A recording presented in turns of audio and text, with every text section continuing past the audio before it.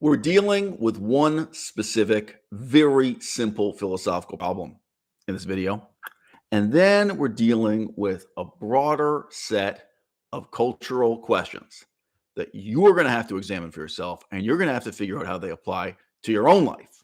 And if you're a parent, how they relate to how you choose to raise your sons and daughters, and even just looking around at your friends and contemporaries, figure out, does this guy know what the fuck he's talking about? Is this guy worth listening to? Is this guy worth taking seriously? How you evaluate yourself, how you make decisions about how you're going to be a person of substance, and how you evaluate the voices that surround you, whether they're personal friends, colleagues, relatives, or people whose podcasts you put into your ears while you're on the step machine at the gym.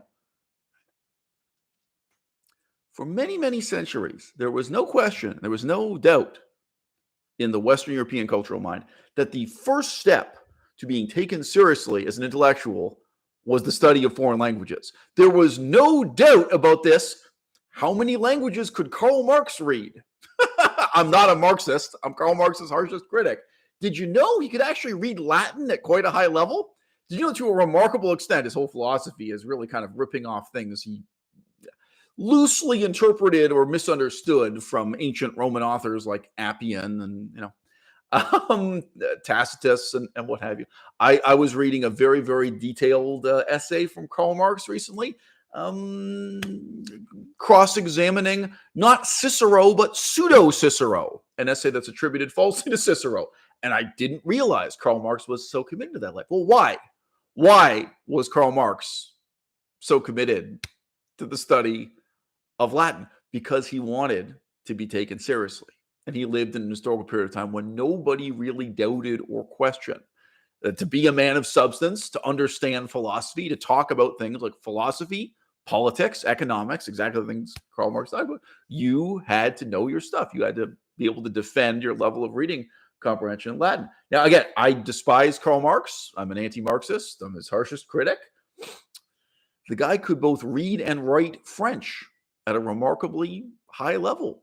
You know, English was maybe his fourth or fifth language. He moved to England at one point, buckled down, started reading in English. You know, the study of the English language opened the whole world to him. Within Europe for centuries, no matter what language you grew up speaking, and for most of the history of Europe, Italian wasn't one language, and German wasn't one language, and French wasn't one language.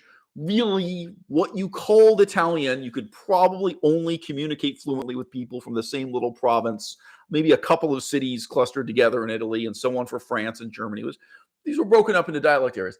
Learning foreign modern languages was crucial to your being able to connect with the wider world intellectually, being able to, say, read a newspaper in some major language. And Europe keeps going. Imagine you grew up in Poland. You know, imagine you grew up in any of these places. You're struggling with the difference between local dialect and national and international languages. Yeah.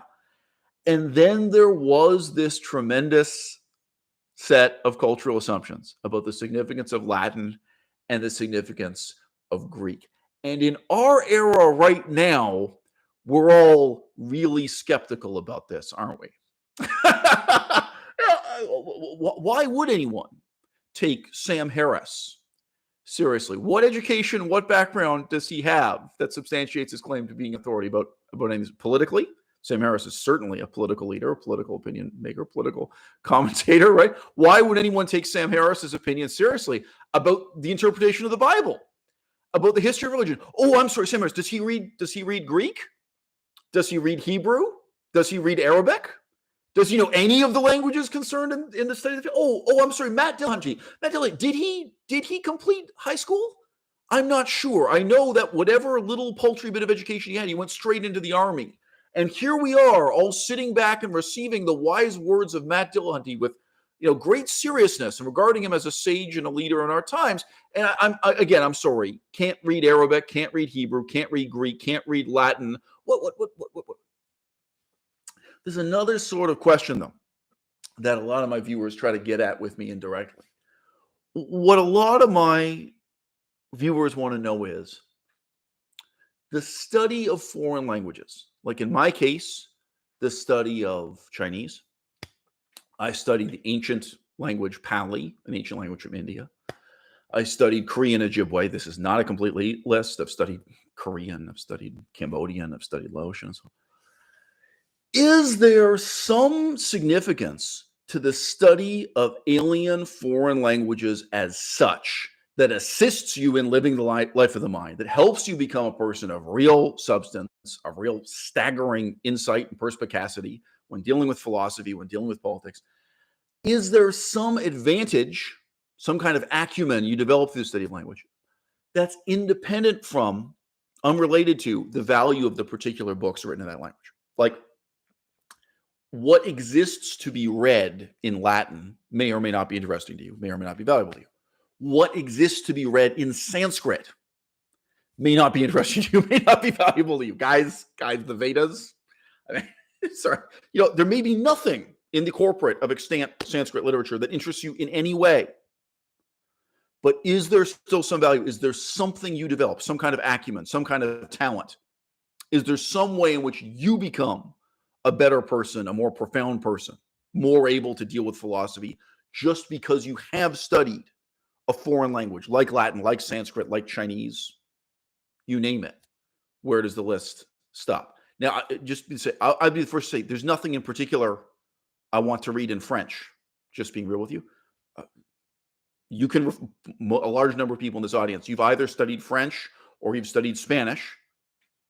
Do you really think you developed? Now, again, I think that as a civilization, over a period of 2,000 years, the pendulum swung a long way in one direction, where the study of foreign languages, ancient and modern, was just worshipped, right?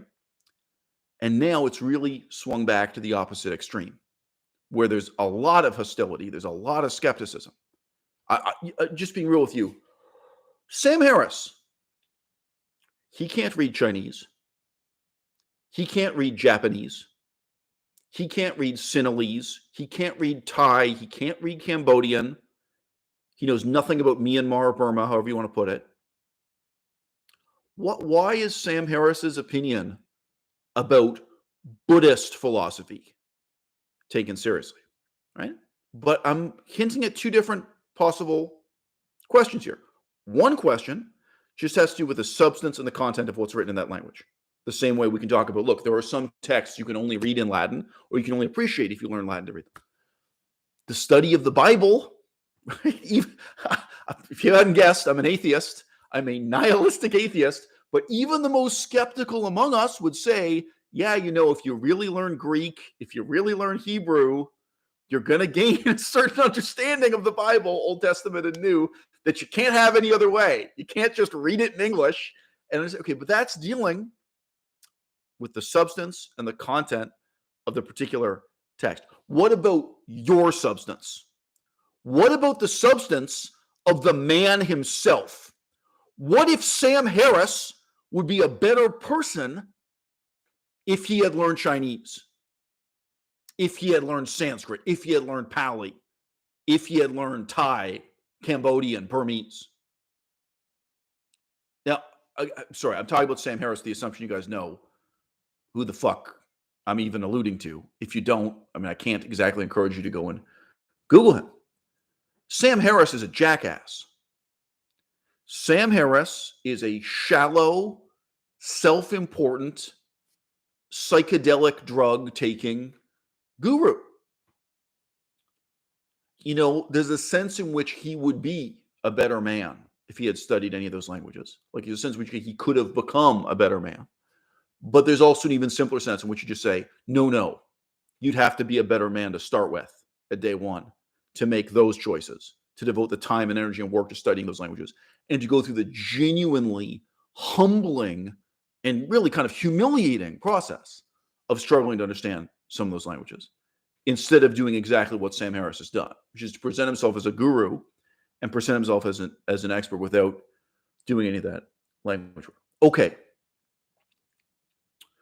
Determinism, the so-called debate between free will and determinism, a staggeringly simple, staggeringly stupid problem in the ongoing history of philosophy. Why is it so hard for native speakers of the English language to grasp the misapprehension at the basis of this problem. And familiarity with a number of profoundly different, profoundly alien, contrasting languages, in what way would that help you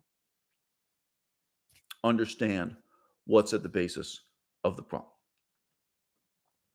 If I say to you, there is no such thing as digestion in the absence of a stomach, it seems self-evident. It seems so obvious. If I say to you, there's no such thing as an idea without a brain to idealize it, without a mind to mentate it, it sounds like I'm writing a fucking tone poem. That's not a natural part of the English language. I can construe that to you, but it's so alien to our vocabulary, our grammar, that I'm better off saying to you, when you visualize what digestion means, it's not one thing, it's not one entity, right? There's stomach acid involved. There are many, many organs involved, right? It's a convoluted bunch of narrow passageways in your body. It involves a whole synergy of sinews coming together, and heat and energy and microorganisms like bacteria. You know, it's really very complex, the concept of digestion, but we have one word for it, right? And you know, for example, right away, a ghost cannot digest something. An abstract idea like God cannot digest something.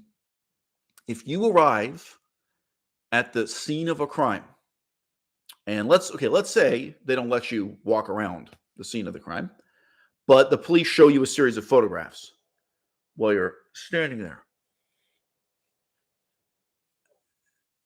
If there's food left behind at the scene of the crime, and they say to you, this food, you know, it had already been digested. A number of possibilities. So what do you mean? Like the murderer threw up? There's a pile of vomit? As soon as you're talking about something digested, you're talking about something that can only be the product of digestion. It has to be done by someone. And if we say someone or something, when we say something, it's a very limited range of things. Digested. So either a person ate something and vomited at the scene, or a dog, or a cow, right? So even saying someone or something is kind of misleading. Nobody thinks a god or a ghost or an abstract concept or anything else. Someone did the digestion. That's what we can talk about, a digested thing being present as evidence at the scene of the crime. When I say to you, this is determined, it is not obvious to you in the same way that it must be determined by someone. The act of determining is done by a person with a mind in the same way that the act of digesting is done by a person with a digestive system, or possibly a cow or a dog. But there aren't a lot of possibilities. If you've grown up your whole life only knowing one language, only working within one set of idioms, one vocabulary, one grammatical pattern, it's very hard for you to stretch your way of thinking and really examine the meaning of the word determined in these kind of complex, hallowed sentences we have about determinism versus free will. And say, wait. We have a cultural tradition that regards determinism, meaning the determination of your fate, the determination of the choices you make, the determination of the outcomes, the choices you make. We regard that as something done by God over thousands of years, whatever. And many religious traditions do this, not just Christianity. This idea of fate being fixed for you. In some cultures, it's the spirits of your deceased ancestors, like your grandparents. And some it's this, some it's that. But the idea that there's a disembodied, nebulous, magical force, gods, goddesses, that determine things for you, that's a cultural expectation. But when you really think about it, when you really think about what it means for me to determine something, it's just as precise and just as misleadingly imprecise as digestion. Okay, what I'm doing with my brain when I determine something, is that more or less complex than what I'm doing when I eat food and digest it? It can't be disembodied. It can't be abstracted. You can't write a diagram on a chalkboard and talk about that diagram determining something. You can't put the laws of physics, like gravity, on a chalkboard and talk about gravity determining something. And most importantly of all, and worst of all, you cannot do what modern hippies do, hippies in the Western spiritualist tradition, and simply replace the name of God with the universe, and then talk about the universe determining your fate, the universe answering your prayers. And that is nakedly what's going on when these so-called skeptics, so-called atheists, talk about the contrast between determinism and free will. And again, I'm sorry, this should be obvious to you.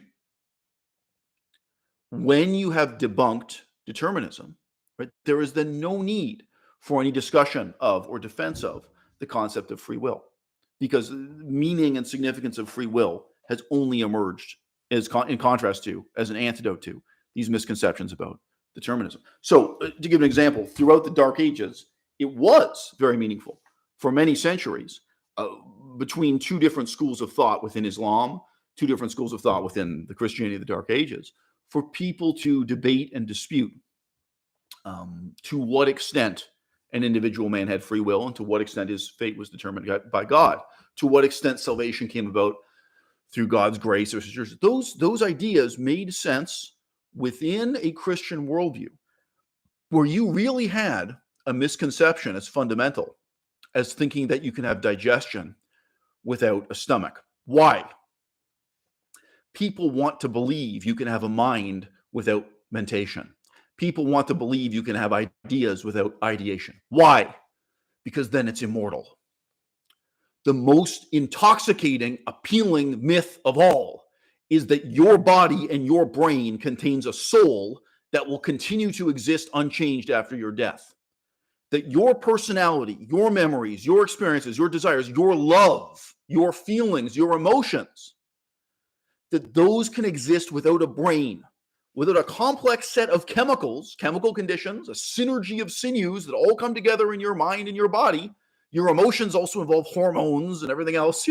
Everyone knows this to some extent. The feeling of fear doesn't just exist in your brain, it's in your whole body, right? We all know this, but we all want to forget it because we want to think that your personality, your mind, your memories, your love, your fear, your regrets, your sorrows, that all of that has some kind of supernatural inertia. It didn't exist before you were born.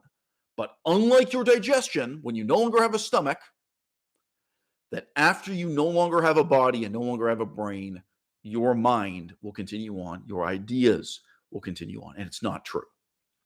But as soon as people have taken that step, that fateful step, if you'll excuse the pun, once you have taken the step into believing your mind, your thoughts, your feelings are something other than synergy of sinews, all these factors, chemical conditions, so coming together in your brain, your body, then it is very easy to imagine that there is a God, that there is a fate, that there is the universe, that there are spirits. If you personally are going to live on after you die, everyone else does too. Your grandparents did too, so they're here right now. Now it makes the most sense in the world that they determine your fate. But at a very basic level, the problem is that you think of determination as something very different from digestion. Let's come back to the scene of the crime. You show up at the scene of the crime. We've now specified it's a murder scene. And the police are talking to you. And they say, oh, there's something else peculiar here.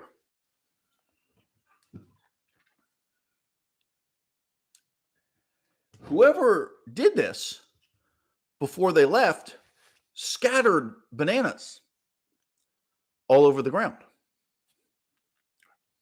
Very suspicious. So you say, well, wait a minute. If there are bananas scattered on the ground, so maybe that's not from the murderer. Maybe someone discovered the body. Someone was walking home carrying their groceries, and they're so surprised they see the body and they drop bananas on the ground. They just turn and run away, or they run away and call the cops. They don't care that there are just bananas scattered on the ground. Now, likewise, by the way, when I said before there was food on the scene that had been digested. Well, okay, you don't know that that's the murderer. Someone else could have seen the body and vomited, and there's a pile of semi-digested food, right? Okay, but the possible source of this. If there are bananas on the ground, maybe we're in Chiang Mai, Thailand. Maybe we're in Lopburi, Thailand. Possibly a monkey could have come. There's some other possibilities. Right? It's not possible it's a god or a spirit or whatever. Well, how do you think these bananas got? And then the detective says something. No. That's the strangest thing. These bananas, they're not raw. They're cooked. In English, it is very clear there is no disembodied cooking. There is no abstract cooking. Whether we're talking about bananas that are deep fried, a banana fritter, there are different ways to cook bananas, you guys didn't know. You can make bananas into a dessert by cooking them. Whether they are sauteed, what have you. Whether they're covered in like a sugar, like a caramel or what have you. You can also cover bananas in chocolate. There are different ways to cook bananas. All right. When I say to you that the bananas are cooked, this has been done by someone, and it's even kind of misleading to say someone or something. What's the range of possibilities for the thing if it's not a person? An incredibly talented monkey? I mean, an incredibly talented trained dog? No, not really. Really? Okay, so the bananas were cooked by someone and placed at the scene of the crime. We do not think of the word determined in the same way that we think of cooked, as simply indicating the particular actions of a human being. You have a friend like Cosmic Skeptic who believes in determinism. And I've heard this guy talk about determinism, especially in relation to rape. I'm just mentioning remarkably. He really feels, I've played clips of this before. He feels that if a person desires rape enough, he can't overcome this, and he's helpless, powerless against his own desires. I've heard him speak on this precise issue several times, and it's quite disturbing in its implications. I disagree with his philosophy at every level. But let's use something a little bit less horrifying than rape. If someone says to you, they failed a test at the university. They failed the test. Let's say Cosmic Skeptic himself complains to you, he did really poorly on a certain exam, and it's gone on to shape the rest of his life, a particular test. And I've heard him say something like that, some vague things about regretting what happened in his academic career at certain stages. Okay. What is the significance of saying to him, no, the fact that you got a bad grade on that test, that was determined. It wasn't up to you. You didn't determine it. It was predetermined. It was determined for you. In the same sense that telling me the banana is cooked absolutely definitely means someone cooked the banana. In the same sense as saying this food was digested absolutely means someone digested it. And there's no substitute. You can't put a bunch of abstract figures on a chalkboard and talk to me about particle physics, talk to me about the motion of atoms, talk to me about gravity and so on. No. Either the banana is cooked or it's wrong. Or it's raw, pardon me. If the banana is cooked, it's cooked because someone cooked it. Either the banana is digested or it's not digested. If it's been digested, it's because someone digested it. No substitutes, no abstraction. If your failure on this text was determined by someone other than you, you are claiming it was determined by someone. Who? Now, maybe you go to a corrupt university where someone paid a bribe. I've been in this situation. Maybe you're in a university class where the professor hates you and the professor wants to make sure you fail or you get as low a grade as possible. Maybe. That's a kind of determination. The professor is determined to determine your fate. Absolutely. That could be a real situation. That could be a real thing that you're struggling with. But if you are claiming that there is a disembodied fate, that there's simply something that the universe decides that is beyond your power, that the outcome of what happened on this test, the outcome of you falling in love with someone, whether you have a completely chaste romance, or instead, as Cosmic Skeptic seems to repeatedly fantasize about, you're so overwhelmed with desire by someone that you rape them. Again, that's his preferred example, is to deal with rape again and again and again. And he argues from a utilitarian perspective and from a consequentialist perspective, he argues about the inevitability of rape, which is, again, I totally disagree with, root and branch, but that's his perspective of the world. Okay? Who determined that you would fall in love with her? You did. There's nobody responsible but you. And you have the same mentality as a Christian or Muslim out of the Dark Ages in wanting to attribute agency to a God or to the universe or to the laws of physics or to the motion of the atoms. All of it boils down to the same thing. Why? Because you're talking about something disembodied that is inseparable from the synergy of sinews and chemicals and emotions that produces it. There is no digestion without a stomach and stomach acid and a gallbladder, etc., etc., etc., and mucus and long intestines and small intestines. The word digestion, abstracted from and separated from the body, is meaningless. It's a contradiction in terms. It's like wood and iron. It's like hot ice. It is nothing but a fantasy that can have no reality in the world. It's like a square circle. It's purely paradoxical. And you can't see that. Partly because you're stupid. Partly because you want to believe in a myth that's something like the soul, or it's something like a god guiding your fate, etc., something like fate in some sense, whether it's a monotheistic god or not. And yes, partly because you have not learned to think outside of one tradition of idioms, one set of vocabulary, one set of grammatical patterns and paradigms. And I'll be real with you. I've been studying languages for so long. In a sense, all of us have been studying languages since we were toddlers.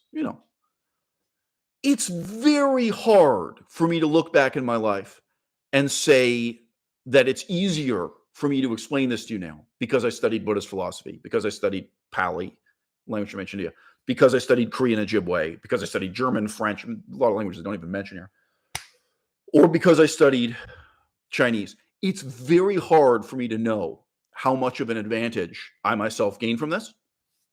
But the flip side of that, it's very easy for me to see that the moronism of Sam Harris, the self-righteous parochial stupidity of Sam Harris, is a result of the fact that he is monolingual, that he never learned any language other than English. For me to look at Matt Dillahunty, for me to look at Cosmic Skeptic and say, you are still at a grade school level in grappling with these ideas. And part of the problem is that you're not really grappling with the ideas. You are grappling with the words that imperfectly describe them. There's already a level of abstraction involved when we deal with words instead of the things themselves.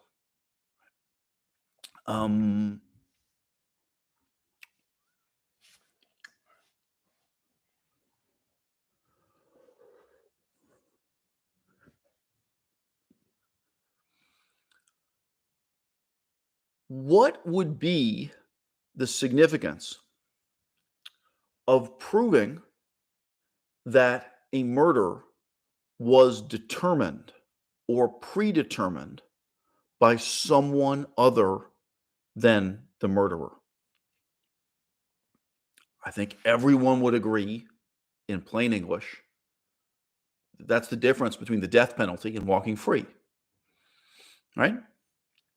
If you are really in a situation where you have to get into court and explain that you were there, but you didn't pull the trigger, whatever, someone else pulled the trigger, maybe you were holding the gun and someone else, but whatever the situation was, it looks like you shot this person, but actually, it wasn't your choice. It wasn't your decision. It wasn't your act of volition.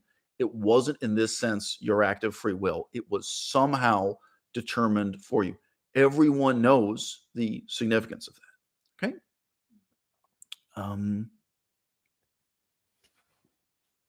Why do you think Cosmic Skeptic is so concerned about rape as an example? How is it possible? And God, sorry, just say, it's very embarrassing. If you have an accurate memory, if you're not an alcoholic, it's very embarrassing to look back at your experiences falling in love when you were 14, 15, 16, falling in love with a classmate. It's very difficult to admit yourself that you made a bunch of decisions, that you chose this, and you probably chose it for ridiculous reasons.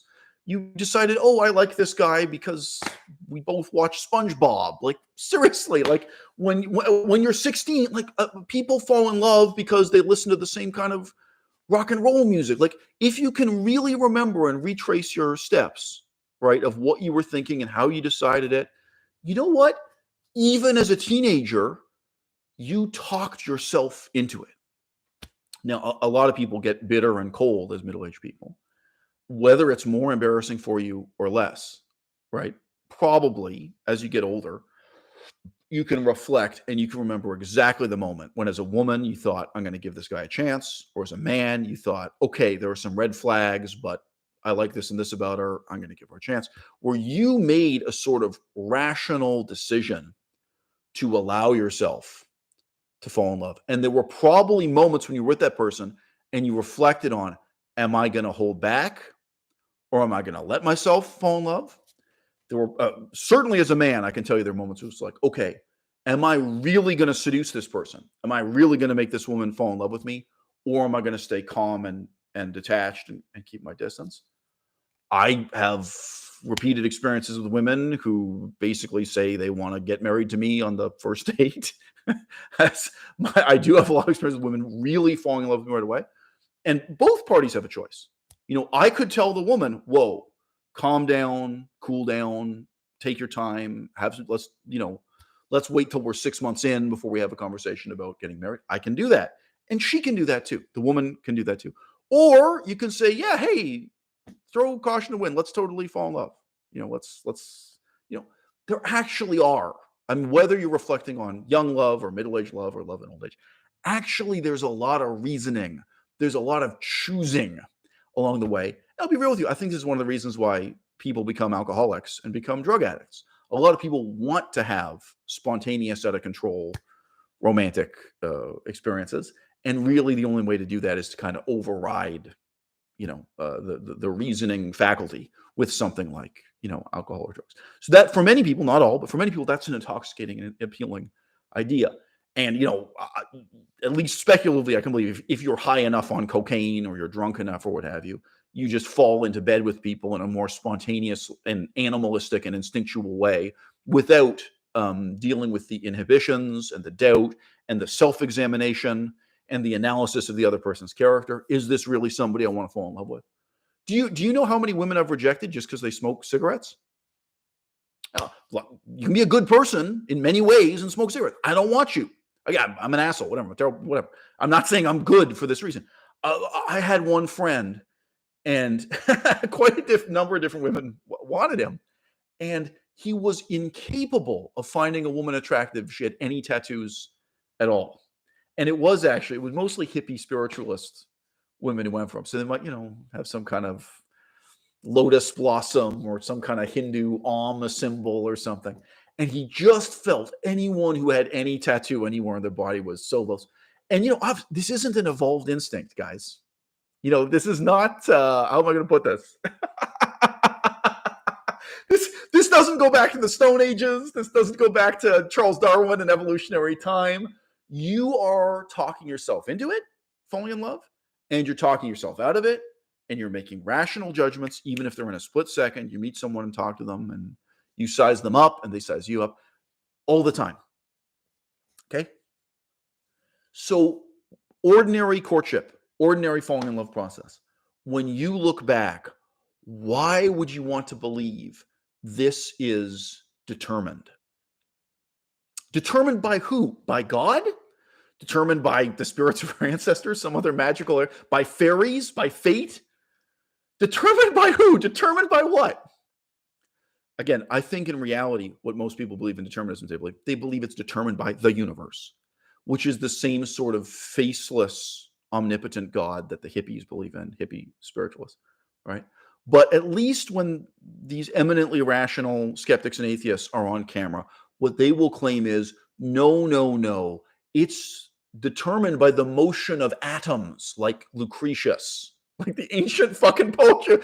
Oh, no, it's the laws of physics and the swirling of the void that Socrates believed in and the motion of the atoms. No. What you have to realize is if you take a step back and you get out a microscope and you were to look at every skin cell on your fucking skin and you were to think about it in terms of the atoms composing your body, what you realize is in some sense, this is determined. And that sense is nonsense. And what you have to examine are your own motivations for wanting to believe that. Because what you are doing precisely is shirking responsibility just as clearly as when Cosmic Skeptic talks about rape and wants to absolve the rapist of responsibility. And the answer is no. Whether you think of it as an act of your soul or an act of God, no, it's just you. This is 100% on you. This is your decision. And if you ever were in a situation where you as a man had sex with a woman and it was determined by her and not by you, that would be rape also. It would be rape the other way around.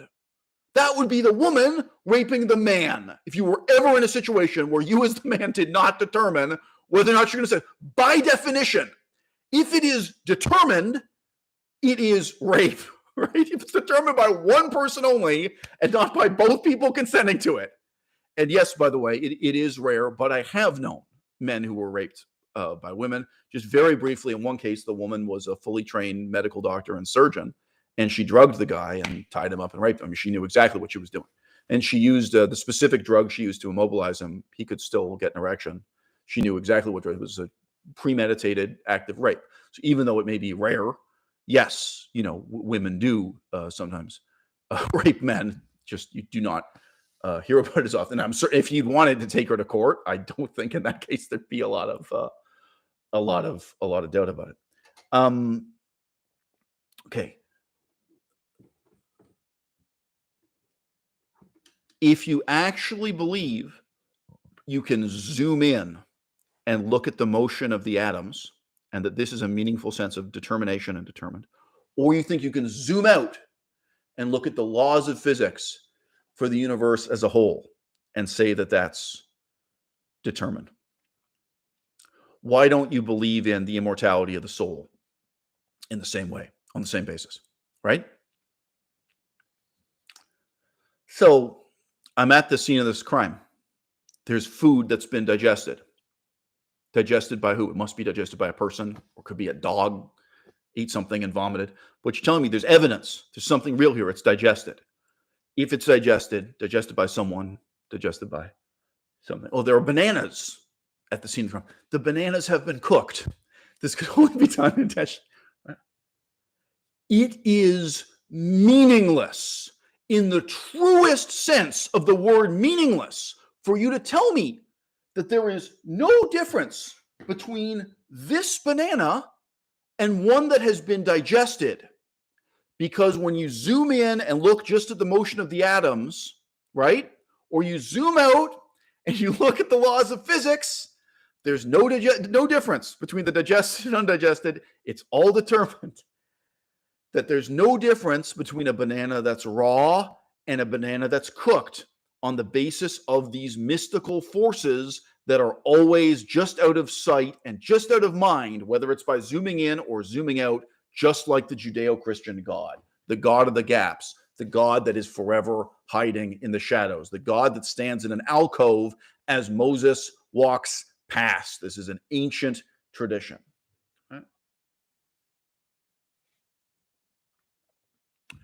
If you are willing to believe that your fate is decided for you by forces that are unseen in exactly this way, you would not need any more evidence than you already have to believe that your soul exists forever, independent from your body, that after you die, you have an immortal soul, right?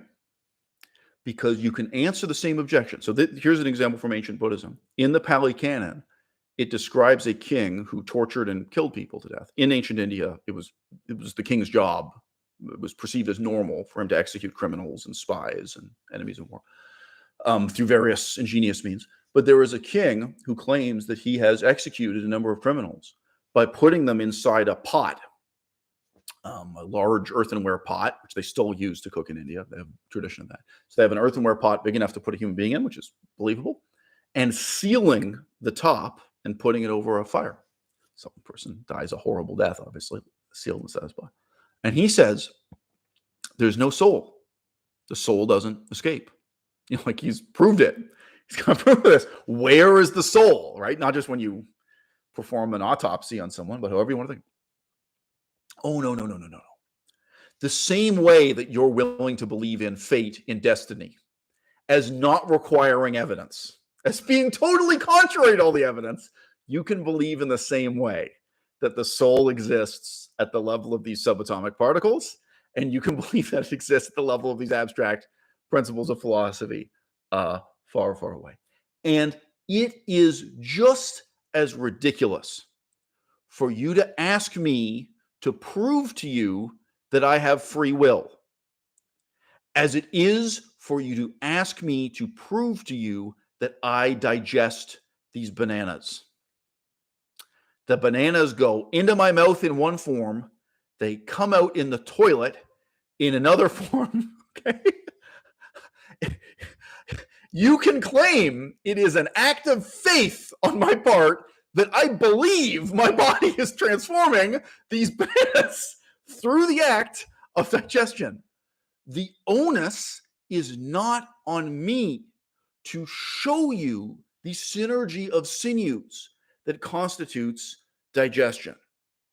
The onus is on you to prove that there is something as contradictory as a square circle, as contradictory as hot ice, as contradictory as hot ice, as contradictory as a square circle, something completely paradoxical, that there is a disembodied kind of digestion that can exist without my body, without the synergy of sinews, right?